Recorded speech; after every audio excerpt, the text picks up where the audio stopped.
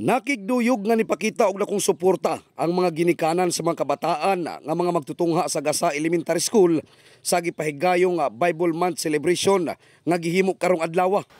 Isip sa kaginikanan, dako gyud akong suporta sa akong anak para isa pud siya nga makakuan sa Bible aron maka-realize pud siya og unsa gyud kuan sa Ginoo. Ang maong selebrasyon nahimong inspirasyon sa mga ginikanan nga makita ang ilang mga anak samtang gasuot sa nagkalain-laing mga sinuotang biblikal. Sumala pa ni May Volado, ang Bible Month Coordinator sa mga aktibidades. Matud pa niini nga ang gihimong kalihukan makahatag og kadasig sa mga kabataan nga mapaduol sila sa labawng makagagahom pinaagi sa pag-ampo. Diri sa among school every January mo gyud among event nga may Bible Month celebration. Kani siya ang tumong para maawikin po ang mga bata unsa gyud ka precious no ang kanang word sa Ginoo nga ikuan sa ato kay ug wala siya wala man gyud ta. So dapat gyud tagaan gyud nato siya dako nga pagtagad. O di gyud dapat siya ikalimtan.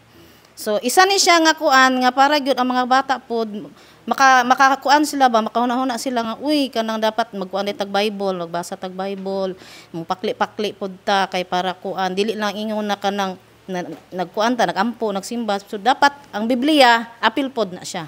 Part pod sa atong kinabuhi. Gipadayag usab ni Lito Pabrakil ang head teacher 3 sa maong tulunghaan nga diin pinaagi sa maong activity.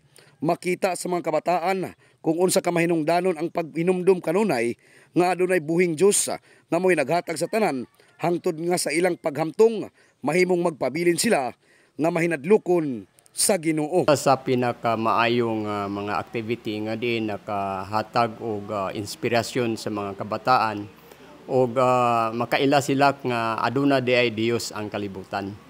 Dunay magiya sa matag usa nga diin usab ang mga ginikanan musibot sila sa paghatag og suporta sa ilang mga activity diri sa eskwelahan nga diin usa sa mando sa DepEd sa Agusan del Sur.